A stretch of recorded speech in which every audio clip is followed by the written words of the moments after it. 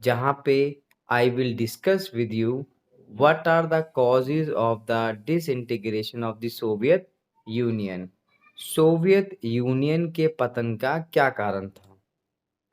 Very very important questions जो आपके pre board या बोर्ड में कंफर्म आता है। जब हम सोवियत यूनियन की बात करते हैं तो वहाँ पे सबसे पहला जो फैक्ट हमें समझ आता है वो आपका क्या था?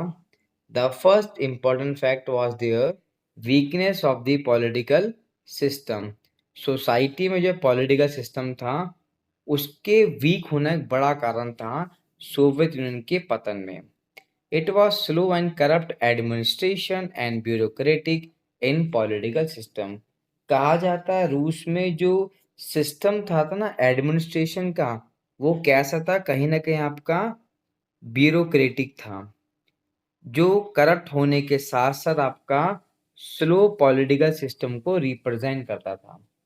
एंड नो डाउट टू से this system is lead by the Stalin.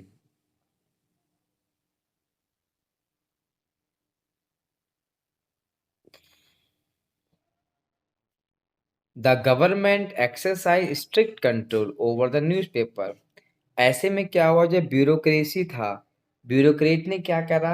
Country पे मल्टीपल टाइप के रूल को प्रोसीड कर दिया। जैसे कि न्यूज़पेपर पे कंट्रोल हो चुका था, रेडियो और other means of communication under the communist party that haven't right to throw an expression. Communist party of Russia ने क्या करा? लोगों पे मल्टीपल टाइप के रूल थोप दिए। जैसे राइट टू फ्रीडम खत्म था वहाँ पे, right to speech it also fully deny. Even control किया गया न्यूज़पेपर पे। न्यूज़पेपर बिना परमिशन के ब्यूरोक्रेट के प्रिंट नहीं किया जाएगा। तो ऐसे में ये देखा गया कि रशिया में जो मानव अधिकार था या रशिया में जो कम्युनिकेशन राइट्स है वो पूरा कोलैप्स था। ये भी एक बड़ा कारण माना जाता रशिया के डिक्लाइन का।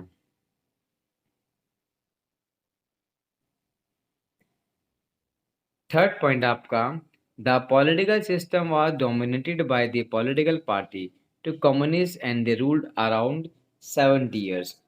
एक और बड़ा कारण था वहाँ की कम्युनिस्ट पार्टी। अराउंड 70 साल वहाँ पे कम्युनिस्ट पार्टी ने रूल्ड किया था और आज भी वहाँ पे कम्युनिस्ट पार्टी का ही रूल्ड है। बेसिकली इसे हम क्या बोलते हैं? One country one party system. एक देश है और एक ही पॉलिटिकल पार्टी वहाँ पे रहेगी। अदर या ओपोजिशन पॉलिटिकल पार्टी को वहाँ पे राइट्स नहीं था उस समय। ऐसे में क्या जो ओपोजिशन था वो कभी राइज अप ही नहीं हो पाया।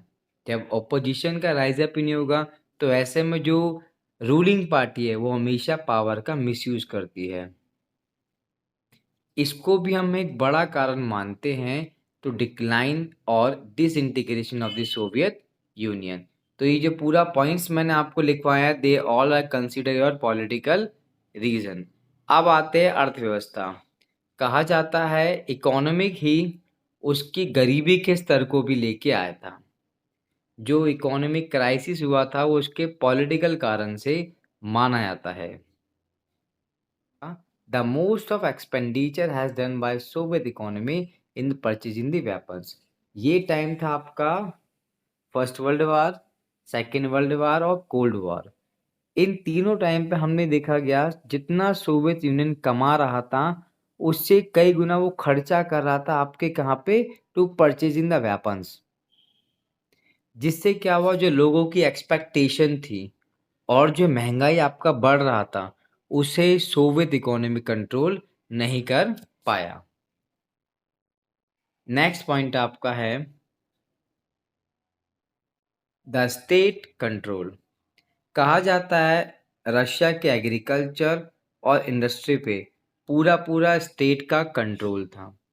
ऐसे में जो एक हम बात करते हैं कैपिटलिज्म के बारे में, पूंजीवाद के बारे में, जो अमेरिका में था, इस टाइप की जो एक आइडियोलॉजी थी वो करीब रशिया में काफ़ी टाइम तक आ ही नहीं पाई क्योंकि कम्युनिस्ट ने वहाँ पे एक ही चीज़ को ऑफिशियल माना, that was state control. State control को वहाँ पे क्या मोनोपोली रखा गया। लास्ट पॉइंट हमारा गॉर्बाचेव पॉलिसी।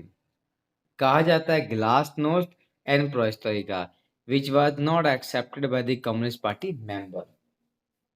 हर एस्पेक्ट सोसाइटी में कुछ लोगों ने ग्लासनोस्ट और पेरेस्ट्रोइका को बहुत अच्छा माना था, जबकि इन अदर हैंड कुछ लोग ऐसे भी थे जो कम्युनिस्ट पार्टी के मेंबर में, उन्होंने हमेशा ग्लासनोस्ट और पेरेस्ट्रोइका को कम्युनिस्ट पार्टी के अगेंस्ट माना।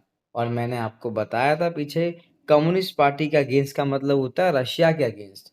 आप रशिया के अगेंस्ट कोई काम कर रहे हो, and just it's all about the Gorbachev policy, and it's all about the disintegration Russian empire.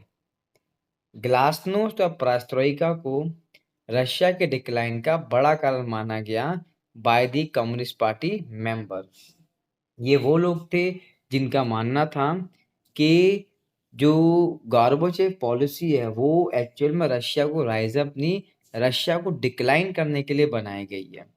इसलिए उन्होंने ग्लासनोस्ट एंड पेरेस्ट्रोइका का बहुत ही ज़्यादा विरोध किया था। They were fully against of that.